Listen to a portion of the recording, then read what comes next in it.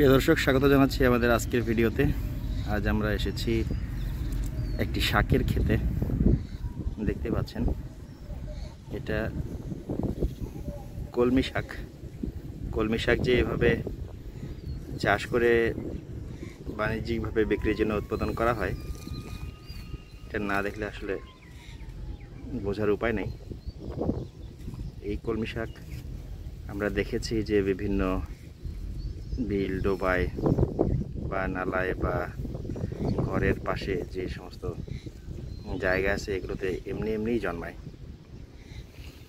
কিন্তু এখন দেখছি এগুলো আসলে ক্ষেতে চাষও করা হয়। এভাবে চাষ করে বিক্রির জন্য প্রস্তুত করা হয়।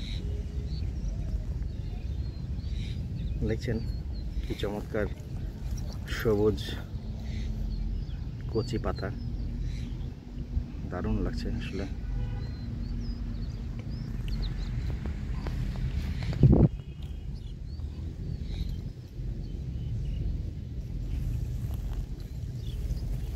এই কলমি শাকগুলো লোকাল বাজারের পাশাপাশি ঢাকা, মুন্সিগঞ্জ, মানিকগঞ্জ এই সমস্ত এলাকাতেও চলে যায়।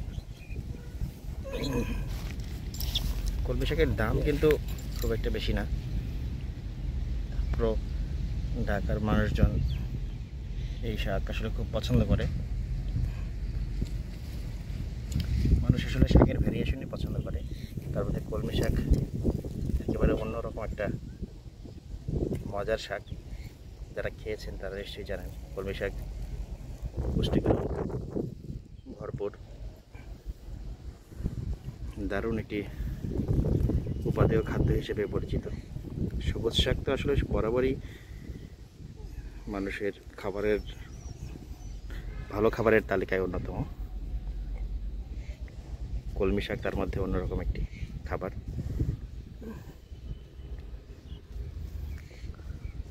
এই ক্ষেতের যে কৃষক, তার সঙ্গে আমরা কথা বললাম। খুব বেশি জমিতে তিনি এই শাক চাষ করেননি, অল্প যতটুকু জমিতে তিনি করেছেন ততটুকুতে তিনি লাভের আশা করছেন। ইতিমধ্যে জমির একটি অংশ থেকে তিনি শাকও তুলেছেন এবং বিক্রিও করেছেন। আমরা জিজ্ঞেস করেছিলাম উনি ফলন কেমন হয়েছে এবং উনি সেই অনুযায়ী দাম পাচ্ছেন কিনা। উনি বলেছেন যে হ্যাঁ, উনি দাম পাচ্ছেন এবং খুবই সুন্দর।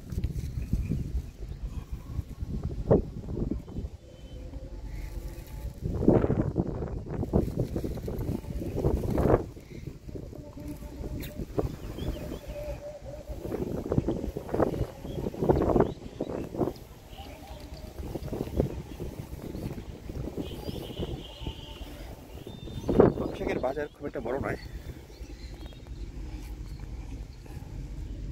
এভাবে যে আসলে চাষ উপযোগী শাক করা যায় তা আমরা এখানে এসে শুনলাম এবং দেখলাম।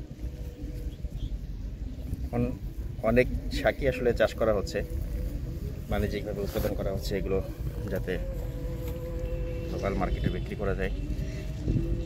মানুষের প্রাকৃতিকভাবে যে সমস্ত শাক লতাপাতা জন্মে সেগুলোর উপরে আর নির্ভরশীল নয়, তারা নিজেরাই এখন এগুলো আলাদাভাবে চাষ করে বাজারে বিক্রির উপযোগী করছে।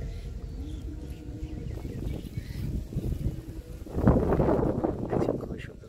এই কৃষক ভাই বললেন যে উনি লাভ পেয়েছেন এবং এই বৃষ্টির সময়ে যতটুকু আর বাকি আছে খুব তাড়াতাড়ি তিনি তুলে ফেলবেন এবং এগুলো বাজারে বিক্রির ব্যবস্থা করবেন। আমরা যে ক্ষেতটাতে ভিডিও করছি সেটা থেকেই মূলত তার শাকের শেষ অংশ।